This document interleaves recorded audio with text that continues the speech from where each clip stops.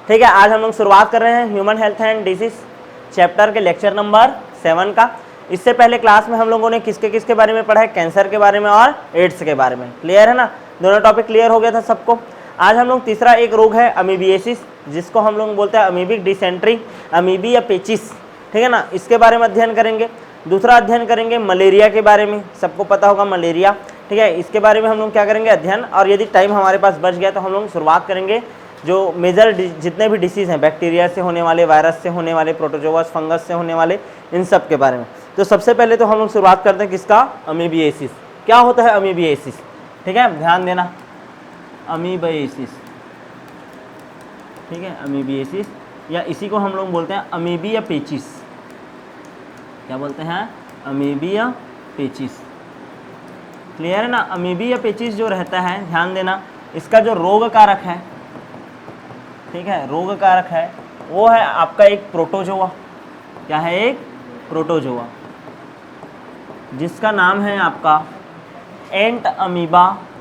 याद रखना है ना, एंट अमीबा हिस्टोलिटिका। हिस्टोलाइटिका, ठीक है ना, हिस्टोलाइटिका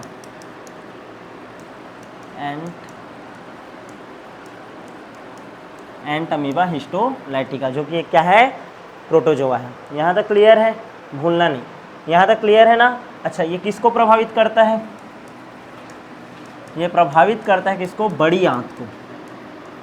इसको बड़ी आंत, और बड़ी आंत में भी स्पेसिफिक कोलोन को। किसको करता है, कोलोन को। ठीक है ना, सीकम, कोलोन और रेक्टम, 3 पार्ट होते हैं बड़ी आंत के। उसमें जो कोलोन रहता है, जो ऐसा ये रहता है ना, ये सबसे जो लंबा चौड़ा भाग, ठीक है ना, इसको हम लोग क्या बोलते हैं, कोलोन। ये क्या है आपका, रेक्टम। ये वाला भाग क्या है, सीकम। ये सीकम है, ये क्या है, कोलोन। तो ये जो कोलोन है ना, यहाँ पास अटैक करता है। क्लियर है कि नहीं, कौन, आपका एंट अमीबा हिस्टोलाइटिका नामक एक प्रोटोजोआ। अच्छा, इस रोग का जो वाहक है, ठीक है ना, इस रोग का जो वाहक है वो कौन है, आपका मक्खी। और ये संक्रमित भोजन के कारण होता है। किसके कारण होता है, संक्रमित भोजन के कारण। पहले तो एकदम बेसिक जान लिया, यहाँ तक क्लियर है। शुरुआत करें, ठीक है। तो ध्यान देना, अमीबिएसिस जो कि एक प्रोटोजोअल डिसीज है, यह एंट अमीबा हिस्टोलाइटिका के कारण होता है। ठीक है, इसको अमीबी या पेचिस भी बोलते हैं। यह हमारी बड़ी आंत के कोलोन को प्रभावित करता है, तथा इस रोग का वाहक मक्खी होता है, या फिर यह संक्रमित या दूषित भोजन को करने के कारण होता है। क्लियर ना।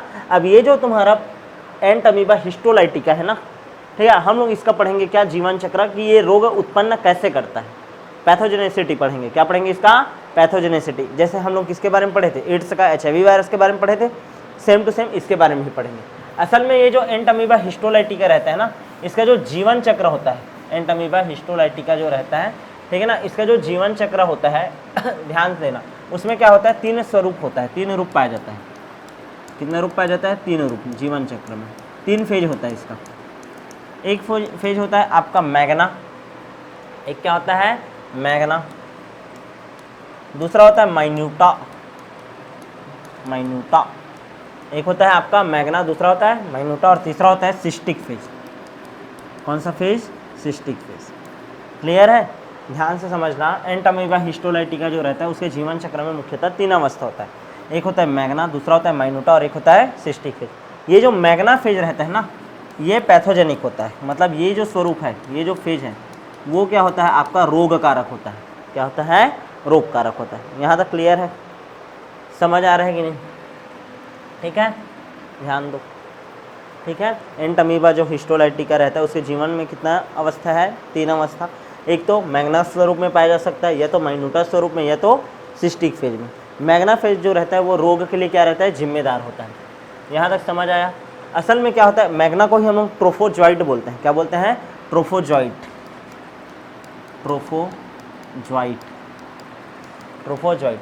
और ये जो स्वरूप रहता है ना, ट्रोफोजॉइट स्वरूप, इसी के रूप में ही ये हमारे शरीर के अंदर क्या करता है, प्रवेश करता है। क्लियर है। चलो, एक डायग्राम है, उससे समझो।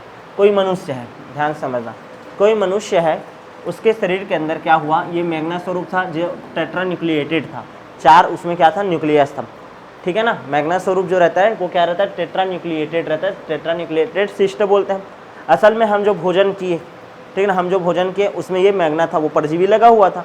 अब वो भोजन के द्वारा हमारे शरीर के अंदर गया, और शरीर के अंदर कहाँ चला गया, ये स्टमक में गया।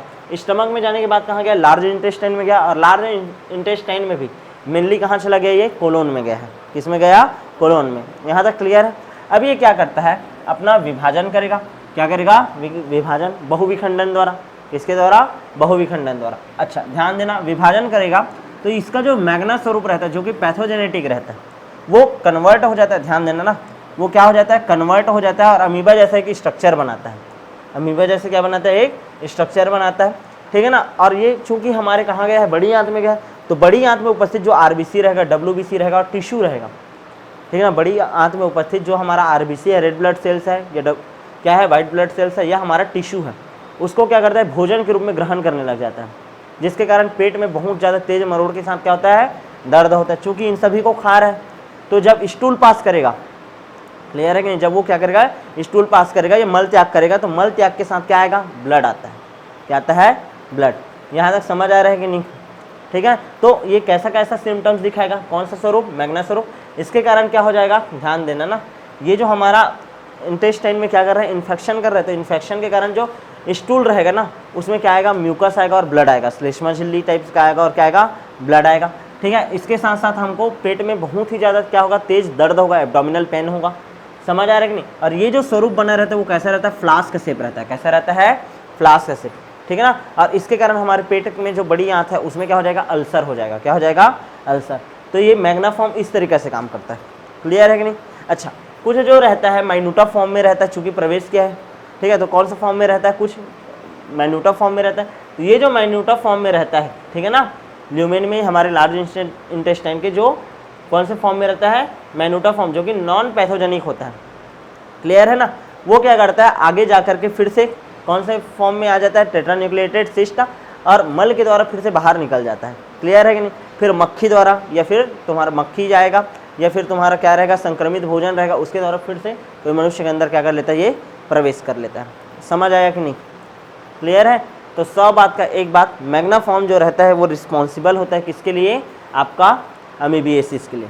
किसके लिए, अमीबिएसिस के लिए। यहाँ तक समझ आया कि नहीं, ठीक है। कैसे कैसे इसका जीवन चक्र चलता है, ध्यान से समझो मैं क्या बोला हूँ, ठीक है। ये जो अमीबी या पेचिस होता है वो एंट अमीबा हिस्टोलाइटिका के कारण होता है। इसके जीवन चक्र में कितना स्वरूप होता है, 3 स्वरूप होता है, एक मैग्ना फॉर्म, एक माइन्यूटा फॉर्म और एक सिस्टिक फॉर्म। मैग्ना फॉर्म जो रहता है टेट्रान्यूक्लिएटेड होता है, माइन्यूटा और मैग्ना फॉर्म ही क्या होता है, पैथोजेनिक होता है। क्या होता है, पैथोजेनिक, रोग कारक होता है। जब कोई मनुष्य संक्रमित भोजन को ग्रहण करता है तो ये मैग्ना फॉर्म उसके शरीर के बड़ी आंत के कोलोन में चला जाता है, और वहाँ पास उपस्थित आरबीसी, डब्ल्यूबीसी और टिश्यू को क्या करने लगता है, खाने लगता है।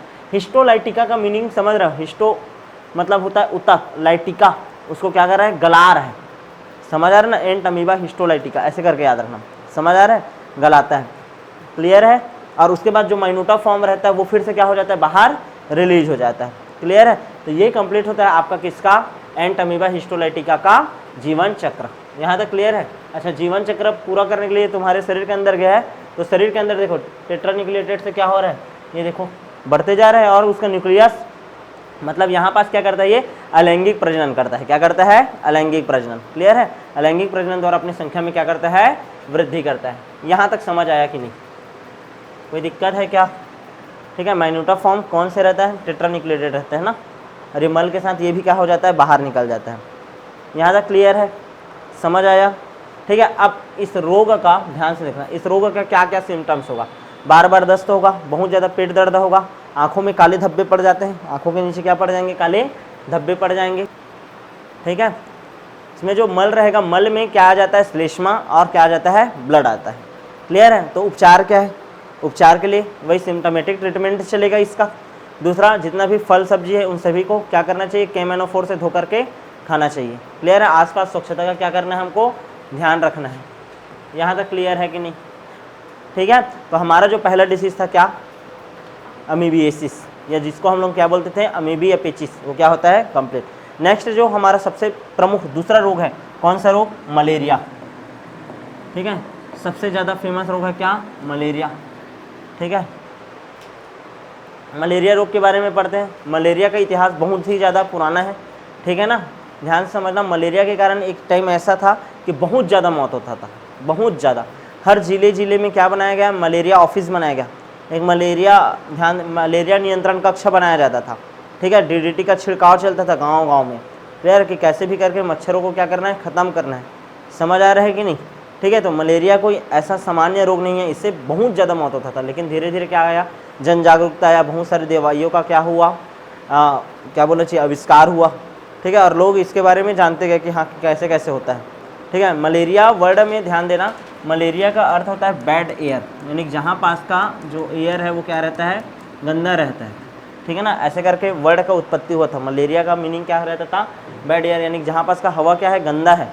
ठीक है ना, वहाँ पास मलेरिया होता है, ऐसा माना जाता था। इसका बहुत ज़्यादा पुराना इतिहास है, लेकिन हमको उतना जानना जरूरी नहीं है। क्लियर है? जो हमारे काम का है उसके बारे में हम लोग डिटेल अध्ययन करते हैं। क्लियर है ना? मलेरिया जो रहता है, ध्यान से समझना, मलेरिया का जो इटियोलॉजी है वो है क्या? प्लाज्मोडियम। क्या है? प्लाज्मोडियम। मलेरिया किसके कारण होता है? प्लाज्मोडियम के कारण होता है। वाहक कौन है इसका? मादा एनाफिलीज मच्छर। ठीक है ना, मादा एनाफिलीज मच्छर, मादा एनाफिलीज मच्छर। क्लियर है?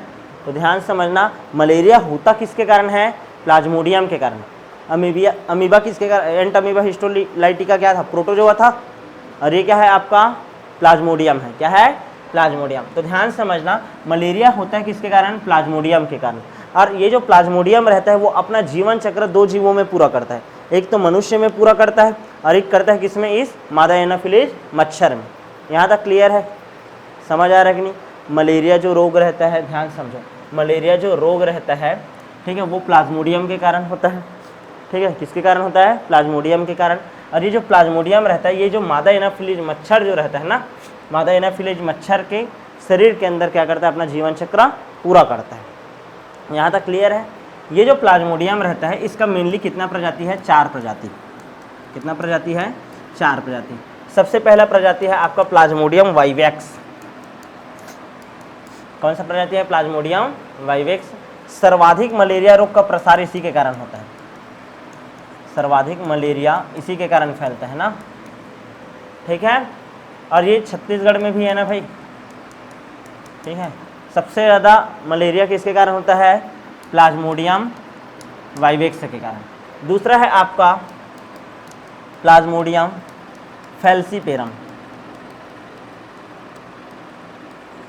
दूसरा है प्लाज्मोडियम आपका प्लाज्मोडियम फैल्सीपेरम। ठीक है ना, इस प्रजाति के कारण ध्यान देना सर्वाधिक मृत्यु होता है, यानी सबसे ज़्यादा खतरनाक मलेरिया कौन करता है? Plasmodium falciparum. कौन करता है? Plasmodium falciparum. साउथ अफ्रीका और अमेरिका जैसे देशों में पाया जाता है। साउथ अफ्रीका, अमेरिका, इन देशों में। क्लियर है ना? इन देशों में पाया जाता है आपका क्या? Plasmodium falciparum. उसके बाद है Plasmodium malariae, MALARI, Plasmodium malariae, malaria ऐसे, मलेरी ऐसे याद रखना, प्लाज्मोडियम मलेरी। ठीक है ना, ये ट्रॉपिकल एरिया में पाया जाता है। कहाँ पाया जाता है? ट्रॉपिकल एरिया में। क्लियर है? कहाँ पाया जाता है? ट्रॉपिकल एरिया, उष्णकटिबंधीय क्षेत्रों में। ठीक है, और उसके बाद सबसे लास्ट है आपका प्लाज्मोडियम ओवेल। प्लाज्मोडियम ओवेल, तो ध्यान देना, प्लाज्मोडियम का टोटल कितना प्रजाति हो गया आपका? 4। ठीक है ना, ये बहुत दुर्लभ प्रजाति है भाई।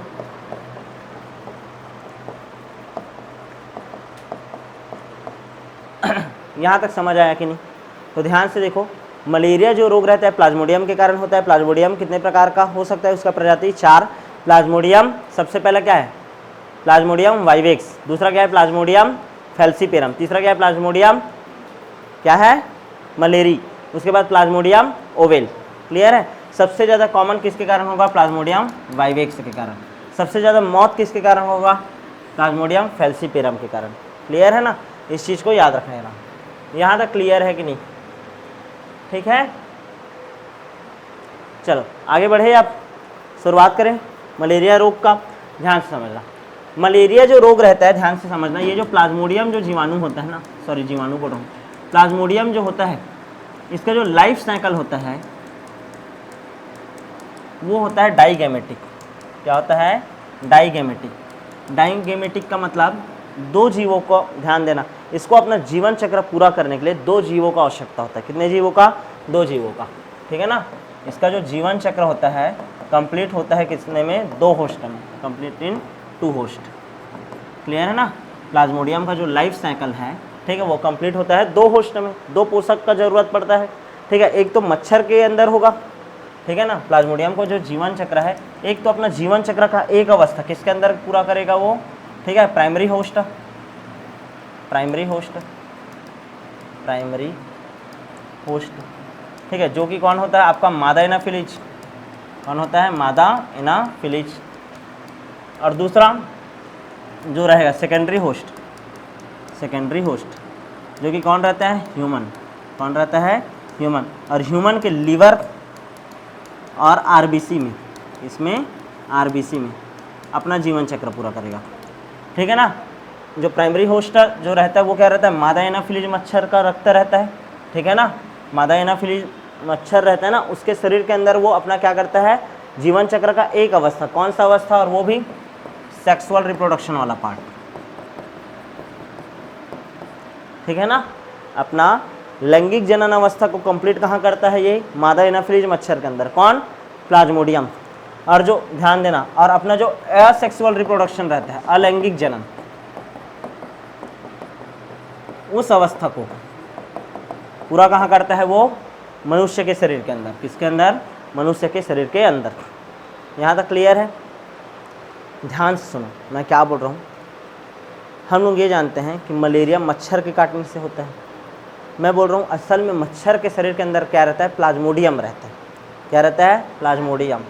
असल में जो प्लाज्मोडियम रहता है ना, ठीक है ना, प्लाज्मोडियम मच्छर के शरीर के अंदर अपना क्या करता है? लैंगिक जनन चक्र पूरा करता है, ठीक है। और जब वो तुम्हें काटेगा तो उसका जो केमिकल रहेगा, यानी जो प्लाज्मोडियम रहेगा, वो तुम्हारे शरीर के अंदर जाएगा। अब तुम्हारे शरीर के अंदर जा करके वो लीवर को इन्फेक्टेड करेगा और आरबीसी को, और वहाँ अपना जीवन का कौन सा जीवन चक्र पूरा करेगा? अलैंगिक जनन चक्र। फिर कोई दूसरा, ध्यान से समझ, कोई दूसरा मादा एनाफिलीज मच्छर आएगा जो कि संक्रमित नहीं है, वो तुम्हारे रक्त को पिएगा तो वो भी अब क्या हो जाएगा? संक्रमित हो जाएगा। समझ आया कि नहीं मैं क्या बोल रहा हूँ? एक मच्छर था, ध्यान से समझना, ये कोई मच्छर था, ध्यान देना, ये कोई मच्छर है, ये कोई मच्छर है, ठीक है ना। इसके शरीर के अंदर क्या है? ऐसा प्लाज्मोडियम का जीवाणु है। क्लियर है? वो तुम्हारे शरीर के अंदर क्या किया? वो अटैक किया, तुमको अटैक किया। यहाँ जो ये प्लाज्मोडियम था वो अपने जीवन चक्र का लैंगिक जनन वाला जो भाग है वो पूरा कर चुका है। यहाँ पास आएगा और इस मनुष्य के शरीर के आरबीसी और लीवर में, आरबीसी और लीवर में अपना लाइफ साइकिल पूरा करेगा, ठीक है। आरबीसी और लीवर में क्या करेगा? अपना लाइफ साइकिल पूरा करेगा। और यहाँ निर्माण हो जा रहता है मेल गैमिट का और किसका? फीमेल गैमिट का, अलैंगिक जीवन चक्र द्वारा। क्लियर है ना? फिर कोई दूसरा मच्छर आएगा, ये अलग मच्छर है, फिर कोई दूसरा मच्छर आएगा जो कि संक्रमित नहीं है। तो जैसे ही तुमको काटेगा वो, तो इसका जो मेल गैमिट और फीमेल गैमिट इसके शरीर के अंदर चला गया, फिर से मच्छर के शरीर के अंदर जो कि अभी संक्रमित नहीं था। जैसे ही मेल और फीमेल गैमिट इसके शरीर के अंदर गए, ये दोनों फिर क्या करेंगे? निषेचन। निषेचन के मतलब कौन सा जनन है? लैंगिक जनन। समझ आया कि नहीं? समझ आया? तो अपना जीवन चक्र प्लाज्मोडियम कितने भागों में कवर कर रहा है? दो भागों में, डाइगैमेटिक होता है। क्लियर है? सबसे पहले तो प्राइमरी होस्ट जो कि मादा एनाफिलीज मच्छर रहता है, क्लियर है, और एक सेकेंडरी होस्ट जो कि ह्यूमन रहता है। ह्यूमन में ये कहाँ कहाँ अटैक करता है? लीवर में करता है और आरबीसी में करता है। किस में करता है? आरबीसी में। जब लीवर में अपना लाइफ साइकिल पूरा करेगा, चूंकि इसको बोलता है इरेथ्रोसाइट, क्या बोलते हैं? इरेथ्रोसाइट। तो लीवर में जब उसका जीवन चक्र चलता है तो उसको बोलते हैं pre erythrocytic cycle, pre erythrocytic cycle, ठीक है ना। प्री इरेथ्रो या प्राइमरी, प्राइमरी भी बोल सकते हैं या प्री बोलते हैं मेनली, प्री इरेथ्रोसाइटिक साइकिल। और यहाँ पास आरबीसी में जब अपना जीवन चक्र करेगा पूरा, इसको बोलेंगे इरेथ्रोसाइटिक साइकिल। क्या बोलेंगे? Erythrocytic cycle. समझ आया कि नहीं? क्लियर है? कोई दिक्कत थोड़ी है। तो एक होता है आपका प्राइमरी होस्ट और एक होता है आपका सेकेंडरी होस्ट। प्राइमरी होस्ट में सेक्सुअल रिप्रोडक्शन वाला पार्ट कंप्लीट करता है और सेकेंडरी में कौन सा वाला, असेक्सुअल रिप्रोडक्शन वाला पार्ट कंप्लीट करता है। ह्यूमन के अंदर वही, ठीक है, लीवर में और आरबीसी में। क्लियर है? शुरुआत करें अब ध्यान से समझना, ठीक है। मैं पढ़ा रहा हूँ प्लाज्मोडियम का जीवन चक्र। असल में क्या होता है, देखो ये इस साइड है वो मच्छर का है कहानी, किसका है, मच्छर का, और इधर क्या है, ह्यूमन है। क्लियर है ना? असल में क्या हुआ, एक मच्छर है, ध्यान समझना, कोई एक मच्छर है, ठीक है, उस मच्छर का जो लार ग्रंथि है, मच्छर का जो लार ग्रंथि है उसमें प्लाज्मोडियम के बहुत सारे स्पोरोजॉइट हैं। क्या है, स्पोरोजॉइट। क्लियर है ना? क्या है, स्पोरोजॉइट। असल में क्या लिखा है, देखो, परिपक्व संक्रामक अवस्था जिसको जीवाणुज बोलते हैं, स्पोरोजॉइट बोलते हैं। क्या बोलते हैं, स्पोरोजॉइट, ठीक है ना। आंत से निकल करके मच्छर की लार ग्रंथि में चले जाते हैं। क्लियर है कि नहीं? ध्यान समझना, कोई मच्छर है, मच्छर के आंत में, ध्यान समझना, बहुत सारा क्या था, प्लाज्मोडियम था, वो निकल करके कहाँ पास चला गया, उसके लार ग्रंथि में, जिसको हम लोग बोल रहे हैं क्या, स्पोरोजॉइट। क्या बोलते हैं, स्पोरोजॉइट। यहाँ तक क्लियर है? ये उसका लार ग्रंथि है, इसके अंदर क्या है, बहुत सारा स्पोरोजॉइट है। क्लियर है? अब ये जो मच्छर है, ठीक है, जब कोई मनुष्य को आकर के काटा, कोई मनुष्य को आकर के क्या करेगा, काटेगा, तो मच्छर के लार ग्रंथि में उपस्थित जो स्पोरोजॉइट है उस मनुष्य के कहाँ चला जाएगा, लीवर में चला जाएगा। समझ आ रहा है कि नहीं? जैसे ही काटेगा तो ब्लड पंप होगा, समझ आ रहा है ना? ब्लड पंप होगा किसके द्वारा, हार्ट के द्वारा, और कहाँ गया, लीवर में चला गया। ये जो स्पोरोजॉइट था जो कि मच्छर के शरीर के अंदर था, वो अब कहाँ चला गया, मनुष्य के शरीर के अंदर, और मनुष्य के शरीर के अंदर सबसे पहले कहाँ जाएगा, लीवर में। कहाँ जाएगा, लीवर में। और लीवर में ये जो स्पोरोजॉइट है जिसको जीवाणुज बोल रहे हैं, स्पोरोजॉइट जिसको हिंदी में क्या बोलते हैं, जीवाणुज, स्पोरोजॉइट, ठीक है ना, स्पोरोजॉइट ये क्या करेगा, लीवर में, ठीक है, बहुत ज़्यादा क्या करेगा, बहुविखंडन। क्या करेगा, बहुविखंडन। और बहुविखंडन एक प्रकार का क्या है, अलैंगिक प्रजनन। क्या है, अलैंगिक प्रजनन, अलैंगिक प्रजनन किया ये। क्लियर है? अच्छा, अलैंगिक प्रजनन दो भागों में करता है बोला हूँ मैं। एक तो पहले कहाँ करता है, लीवर में, दूसरा कहाँ करता है बोला हूँ मैं, आरबीसी में। तो यहाँ से निकलेगा और अब अटैक करेगा कहाँ, आरबीसी में। स्पोरोजॉइट कहाँ चलेगा, आरबीसी में, और आरबीसी के अंदर अपना जीवन चक्र पूरा करने का कोशिश करेगा। यहाँ भी अलैंगिक रूप से जनन करेगा। और आरबीसी जो रहता है, ध्यान समझना, स्पोरोजॉइट आरबीसी में क्या रहता है, हीमोग्लोबिन।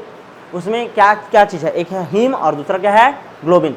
तो ये जो स्पोरोजॉइट रहता है ना, वो ग्लोबिन को खाता है। किसको खा देता है, ग्लोबिन को, और हीम को पचा नहीं सकता। तो हीम जो रहेगा हमारे बॉडी से ऐसे क्या निकलने लग जाएगा।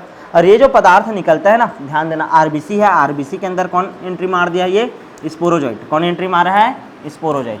ध्यान से समझना, स्पोरोजॉइट ऐसे अंदर में एंट्री मारा है। तो यहाँ पास का जो क्या रहेगा, ग्लोबिन रहेगा, उसको तो खा देगा। आरबीसी के अंदर हीमोग्लोबिन रहता है, तो उसका ग्लोबिन वाले पार्टों को खाएगा और हीम वाले पार्टों को खा नहीं पाएगा। तो ये जो तुम्हारा कौन सा वाला पार्ट होता है, हीम वाला पार्ट, वो बाहर निकल जाएगा। क्या हो जाएगा, बाहर निकल जाएगा। समझ आ रहा है कि नहीं? कुछ कोशिकाएं फट जाएंगी और बाहर निकलेगा हीम वाला पार्ट, जिसको हम लोग एक केमिकल को बोलते हैं हीमोजोइन। क्या बोलते हैं, हीमोजोइन। क्या बोलते हैं, हीमोजोइन। यहाँ तक क्लियर है? अच्छा, इसी टाइम में कुछ कोशिकाएं जो रहेंगी, कुछ कोशिकाएं जो रहेंगी स्पोरोजॉइट का, वो एक नर युग्मक और एक मादा युग्मक का क्या करता है, निर्माण कर लेता है। किसका कर लेता है, नर युग्मक और मादा युग्मक का, युग्मक जनन द्वारा। और ये सब के सब किसमें हो रहा है, मानव में। किसमें हो रहा है, मानव में। यानी कि अभी होस्ट कौन है तुम्हारा, ह्यूमन है तब। समझ आ रहा है कि नहीं? ध्यान से समझो।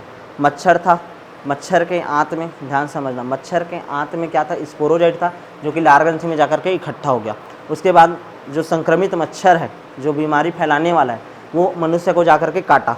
जैसे शरीर में काटेगा तो ये ब्लड के द्वारा कहाँ जाएगा, हमारे लीवर में। लीवर में क्या करेगा, वो अलैंगिक रूप से जनन करेगा। क्लियर है? अलैंगिक रूप से लीवर में क्या किया, जनन किया बहुविखंडन द्वारा। उसके बाद वो अपना जीवन चक्र का दूसरा अवस्था कहाँ पूरा करेगा, आरबीसी में।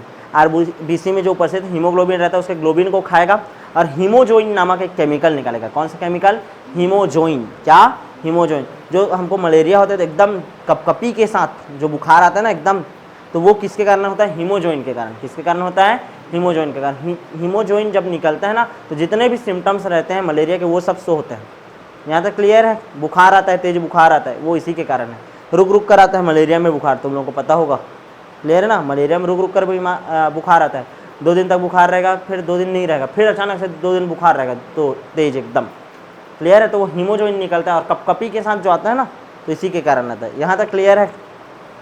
अब क्या हुआ, हीमोजोइन पदार्थ निकल गया। अच्छा, इसी में से कुछ जो आरबीसी रहता है जिसके अंदर ये स्पोरोजोइट है, वो युग्मक जनन करते हैं और नर युग्मक और मादा युग्मक का निर्माण करके रख देते हैं, क्लियर है। अब कोई दूसरा मच्छर आएगा, कोई दूसरा मादा मच्छर आएगी, ठीक है ना, कोई दूसरा मादा मच्छर आएगी, ठीक है। और मादा मच्छर क्या करेगी, रक्त को क्या करेगी, सक करेगी मनुष्य से। तो ये जो नर युग्मक और मादा युग्मक है इसके शरीर के अंदर चले गया, नर युग्मक और मादा युग्मक आपस में शरीर के अंदर। अब यहाँ पास निषेचन होगा, क्या होगा, निषेचन, नर और मादा युग्मक इसके शरीर के अंदर चले गया। तो देखो इसके अंदर कैसा प्रजनन हो रहा है, अब लैंगिक प्रजनन, क्या हो रहा है, लैंगिक प्रजनन। और लैंगिक प्रजनन होगा, नर युग्मक और मादा युग्मक आपस में मिल करके फिर से किसका निर्माण कर दिया, प्लाज्मोडियम का। किसका निर्माण कर दिया, प्लाज्मोडियम का। और ये प्लाज्मोडियम फिर से लार ग्रंथि में जाकर के स्पोरोजेट के रूप में क्या रहेगा, इकट्ठा रहेगा, क्लियर है कि नहीं। तो ये होता है आपका life cycle of Plasmodium, clear है कि नहीं। एक बार घर जाना और एक बार प्रॉपर पढ़ना नोट सको, हर एक एक पॉइंट समझ आएगा, क्लियर है कि नहीं। प्लाज्मोडियम का लाइफ साइकिल समझ आया, क्या बोल रहा हूँ, जो प्लाज्मोडियम रहता है वो डाइगेमेटिक होता है, उसका जीवन चक्र का एक अवस्था पूरा होता है प्राइमरी होस्ट मच्छर मादा एनाफिलीज में, और दूसरा होता है किसमें, ह्यूमन में। ह्यूमन में होता है कौन सा, असेक्सुअल रिप्रोडक्शन, और मॉस्किटो में क्या होता है आपका, सेक्सुअल रिप्रोडक्शन, ठीक है ना। असेक्सुअल रिप्रोडक्शन किसमें होता है, लीवर में होता है, और कहाँ होता है, आरबीसी में। आरबीसी जब फटता है तो हीमोजोइन नामक केमिकल निकलता है जिसके कारण हमको मलेरिया के सिम्टम्स दिखाई देते हैं। यहाँ तक क्लियर है।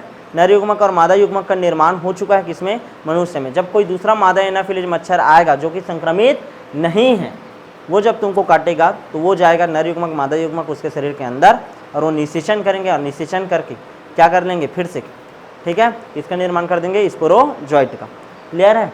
यहाँ तक समझ आया कि नहीं। अब ध्यान से समझना मलेरिया का क्या क्या सिम्टम्स होता है। पूरे शरीर में दर्द होता है और अकड़न होता है, सबसे पहला सिम्टम्स है। बहुत ज़्यादा बॉडी में क्या रहता है, पेन रहता है और अकड़ता है बॉडी। दूसरा पेन यह रहता है कि ठंड के साथ बुखार आ रहा है, नॉर्मल बुखार नहीं, बहुत ज़्यादा कड़ाके का ठंडा लगेगा, कपकपी आएगा, और उसके साथ क्या आता है, आपको बुखार आता है। लीवर और आपका स्प्लीन दोनों में सूजन आ जाता है। किसमें किसमें सूजन आता है, लीवर में और स्प्लीन में। लीवर और स्प्लीन में क्या आ जाएगा, सूजन आ जाएगा, ठीक है ना। और सबसे ज़्यादा एमपी पॉइंट मैं क्या बोल रहा हूँ कि बुखार जो रहता है 2 या 3 दिन को छोड़ छोड़ करके आता है।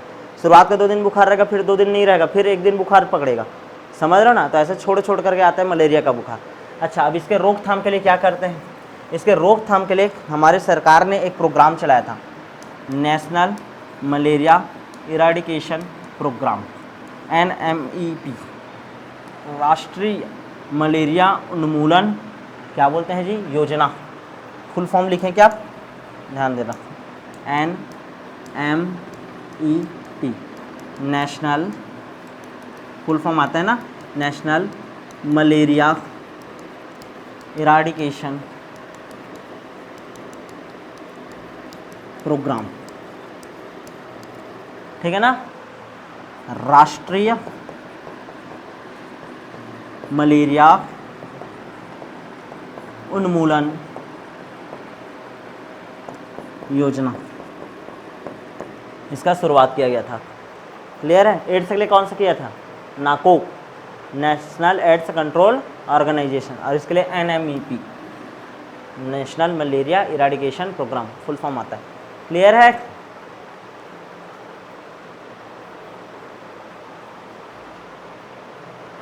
हो गया क्या, ठीक है। चल, अब ये जो मलेरिया है, ठीक है ना, इससे बचाव के लिए क्या क्या कर सकते हैं हम लोग। बचाव बता रहा हूँ, पहले तो बचाव, DDT का छिड़काव करना है, कहीं भी पानी को एक जगह इकट्ठा होने नहीं देना है, ठीक है, क्योंकि मच्छर के लार्वा गंदे पानी में ही पनपेंगे, क्लियर है ना। और मच्छर ही नहीं रहेगा तो क्या प्लाज्मोडियम अटैक कर पाएगा, क्या नहीं। अच्छा, गैम्बूसिया मछली सुने होंगे, गैम्बूसिया मछली, गैम्बूसिया मछली जो रहता है उसको तालाब में डाला जाता है तो मच्छर का जो लार्वा रहता है उसको खाता है वो। कौन सा मछली का उपयोग करते हैं, गैम्बूसिया, भूलना नहीं, कौन सा मछली, गैम्बूसिया, गैम्बूसिया मछली। ये क्या करता है, मच्छर के लार्वे को ख़त्म करता है।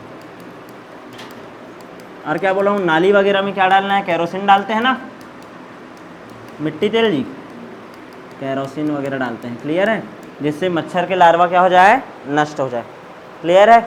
उपचार कैसे करते हैं, मलेरिया का उपचार, ठीक है, मच्छर को तो पहले नष्ट करो, ब्लड टेस्ट होगा, क्लोरोक्विन वगैरह दवाई जो चलता है वो चलेगा, सिम्टोमेटिक ट्रीटमेंट होगा, क्लियर है, क्या होगा, सिम्टोमेटिक ट्रीटमेंट होगा। अच्छा, मच्छरदानी लगा करके सोना जी, ठीक है, पानी पियो छान कर और सो मच्छरदानी तान कर, क्लियर है, भूलना नहीं। यहाँ तक समझ आया कि नहीं? तो इस तरीक़े से आपका ये जो टॉपिक था, ठीक है, कौन सा, मलेरिया और दूसरा अमीबिया पेचिस, ये क्या होता है, कंप्लीट। अब जो नेक्स्ट टॉपिक है जिसका अब हम लोग शुरुआत कर रहे हैं, किसके बारे में, बैक्टीरियल डिसीज़ के बारे में। किसके बारे में पढ़ेंगे, बैक्टीरियल डिसीज़, कि किस किस तरीक़े से बैक्टीरिया से कौन कौन सा डिसीज़ उत्पन्न होता है, क्लियर है ना। चलो शुरुआत करें क्या।